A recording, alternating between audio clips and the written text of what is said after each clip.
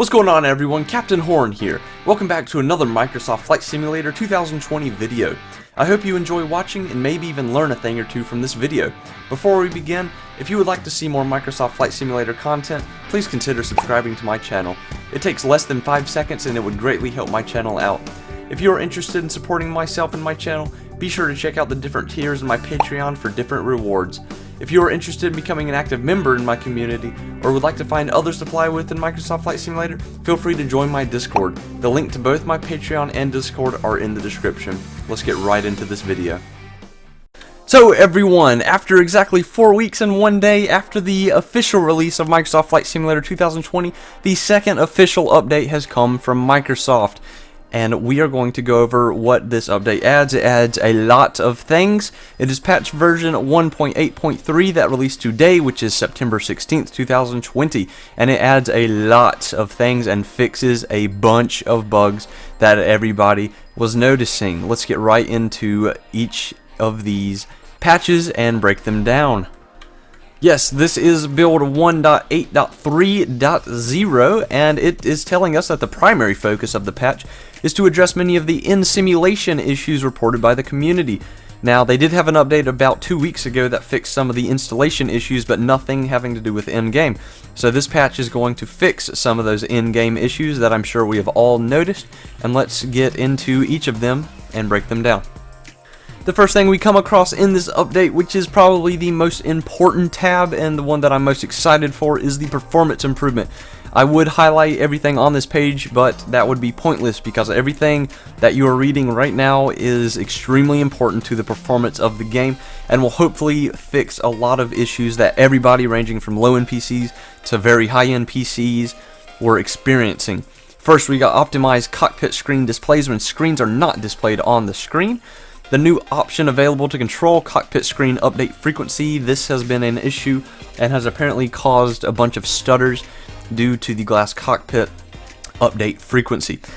Tweaked the CPU thread priorities to reduce interruption of frame critical threads. This is probably the most important thing in the entire update because my CPU is just freaking out. And hopefully, for those of you that followed my video on reducing stuttering by using Process Lasso, we will no longer need to use Process Lasso, but we shall see. Optimized loading system to reduce overall loading times. This is great. I remember, it would take like 5 minutes to get in the game and then another 10 to actually fly. So hopefully that has been fixed and is very good now. And they optimized heavy airport scenes impact on CPU. I noticed that places like Charlotte and Chicago, KJFK, Los Angeles, I was getting like 15 or 10 frames, so hopefully this is going to fix that. They reduced the amount of GPU overdraw to improve the graphical performance, which is wonderful for our GPUs. And memory optimizations to reduce software memory footprint and improve performance on memory limited computers. So this is talking about your RAM. And for those of you that only have 8 GB of RAM, this is really going to help you. And even for us that have 32 GB or 16 GB, then it's really going to hopefully improve our RAM usage. And we've got overall performance optimizations, which is very good news for us. First up, we have the Airliner Systems, and everything that is highlighted is stuff that I have noticed and things that I believe are going to have the greatest impact with this update. So starting first, we have general autopilot behavior improvements, which is amazing because I noticed with the autopilots, I'm sure we all noticed that it is kind of unstable and just jittery, and I'm hoping that these behavior improvements actually did improve the autopilot. Next we have some things with the Boeing 747-800, such as the rear wheel steering is fixed. Pressing the battery button now always displays the on part. That is something I noticed. Improved flaps deployment. And with the 787 Dreamliner, the auto throttle, they fixed it not giving back control when it's disabled. That is something I've also noticed. The center tanks drain first when decreasing the fuel quantity. The auto throttle is now automatically disengaged on landing. The auto throttle now engages correctly during takeoff roll when conditions are met. And altitude intervention is no longer needs to be pressed again when it's not needed. And a important one that I have noticed is with the Airbus A320 automatic speed management improvements. I can't tell you how many times I've taken off with the Airbus A320 and it just flies as fast as it can. And crosses 250 knots, which for those of you that don't know, you're not ever supposed to go over 250 knots when you're below 10,000 feet. And the alpha floor condition is now correctly triggered with the Airbus A320neo. So those are some very nice airliner fixes. And now for the biggest list in the entire update, we have Airliner Avionics, and I've got quite a few things highlighted here. The first one is weight is better taken into account for V-speed calculations. I noticed this. If I loaded an Airbus all the way down, it told me that V1 was 119 knots, which is not accurate at all. It is more like 150 knots when with a fully loaded Airbus A320. And some fixes with the 747 involving the FMC and approach speeds are fixed now. The empty rectangles no longer display on the FMA, and runways are now displayed in correct order in the FMC. Cruise altitude no longer automatically is filled in the FMC. And one that I highlighted with the Boeing 787 Dreamliner, LNAV and VNAV are correctly displayed as armed in the FMA when conditions are met. This is something I've noticed, that there is some glitches with LNAV and VNAV.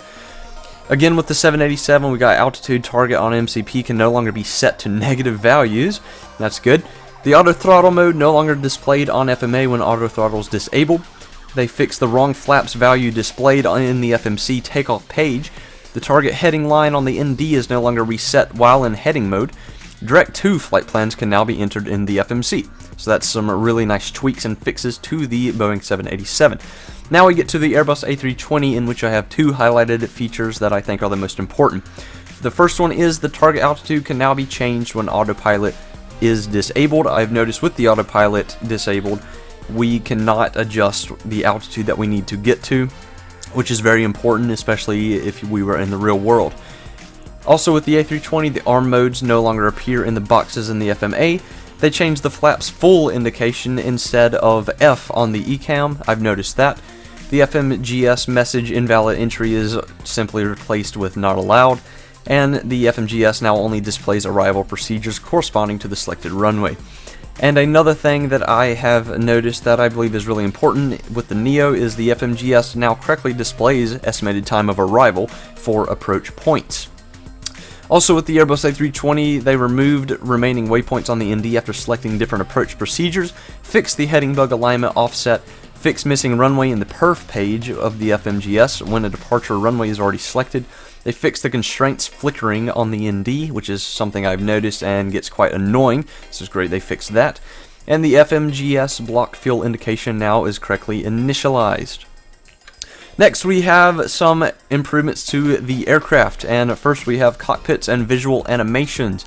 The Cessna Grand Caravan autopilot buttons animations have been fixed. That is very good. This is, I assume, whenever you press the button in, or maybe there's a light on it, that now either lights up or it actually gets pressed in. The Grand Caravan, the Bonanza, and the Icon place cards have been updated. The Cessna 172 Skyhawk compass texture has actually been updated now. And some with some other really small general aviation aircraft like the Cub and the Shock Ultra. And we have the 787 Dreamliner NCP buttons visual improvements. Next, we have some improvements with the actual aerodynamics of the simulator, and we have improved wind turbulence simulation to reduce horizontal turbulences, added simulation of low RPM piston engine vibrations in the cockpit, which is very good. That means if you are idling in, like, say, a Cessna on the ground, then we should experience some shaking in the cockpit.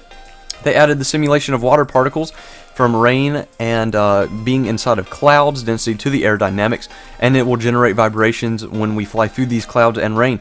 And they fixed the wet surface friction and braking distances, and one of the more important things that I've noticed is they fixed the live weather wind offset in higher latitude areas such as America, where I happen to be from and fly at all the time.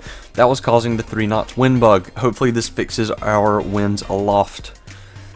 Next, we have the air traffic control, and it fixes the incoming ATC Azure speech. Now has 3 different voices. ATC voice gender is based on the avatar of the pilot and co-pilot, and they fixed the incorrect voice pack being used if the game is not localized in English. So they still have not fixed the general way that the air traffic control works, and I'm sure, as most of you know, I absolutely despise of the air traffic control in this game because it's a copy and paste from Flight Simulator X, and I'm very disappointed in Microsoft and Asobo for essentially copying and pasting this air traffic control. I was really hoping for a wonderful air traffic control, and maybe we will see some fixes for the ATC in the future. Next we have General Aviation Avionics, and we have the Cessna Longitude, and several knobs of the G5000 are now working. We have some fixes with the Beechcraft Baron, the Bonanza, the Cessna 172 G1000, and the Diamond DA40 fixed the missing altitude knob. The King Air menu key is now working properly. The Cessna 152 and 152 Aerobat avionics state has been fixed using honeycomb device battery switch, and the GNS 530, the flight plan display alignment has now been correctly fixed on the Garmin GNS 530. And with the G1000, this is one of the more important ones that I have noticed, is it's now going to automatically switch from nav to lock when needed. This is during an ILS landing, so we will not need to press our nav button or our CDI button anymore, because it's automatically going to switch over to lock. That's a very nice feature. The G1000, the ETA, and ETE they fixed the wrong values that they were displaying, and the G1000 and 3000 and 3X autopilot setup is no longer reset when enabling autopilot. This is another important one that I have noticed and got quite annoying. Same way with the G1000 and 3000, they fixed missing flight plan when the selected departure is coordinates on the world map. And the text size in approach box has been increased. Approaches can now be selected and loaded, and fixed bad information in the nearest VOR page when unknown VOR is selected. Next we have General Aviation Systems, and this very first one I've highlighted. It's the Grand Caravan. The propeller sound has been improved when RPM is changing. I've noticed this whenever I lower the throttle, it sounds like the sound barely changes. With the longitude, the autopilot altitude and speed management improvements. Also with the longitude, the auto throttle is now inhibited during takeoff until 400 feet above ground level. With the TBM, the yaw damper is now automatically turned on when autopilot's enabled. With the King Air, windshield de-icing is now working. And the icon, we have the incorrect heading indicator notification is now correctly triggered. And some things with the Shock Ultra, the flaps now operate mechanically instead of electrically. Trim management improvements. With the Cessna Citation, this is a funny one, they removed the reverse thrust. Now, somebody commented on one of my videos on the ILS tutorial with the Cessna Citation, saying that the Cessna Citation CJ4 in real life does not have reverse thrust. And I kind of figured, considering there was no visuals whenever I did reverse thrust, so it looks like that has been fixed now. And with the X-Cub, the IAS autopilot mode is now working properly, and the TBM 930 and the Grand Caravan, the PT6 engine shutdown duration has been increased. Getting down to the bottom of the list, we got the Content Manager updates and tweaks. The add-ons purchased outside of the marketplace are now also visible in the Content Manager when online, and offline if downloaded in the community folder. Third-party content thumbnail display has been improved, and a pause download during installation is fixed. Localization, there's various typo fixes in multiple languages. With the accessibility, we now have subtitles on by default. Subtitle option has been moved from the sound menu to accessibility, so users can set it during initial installation.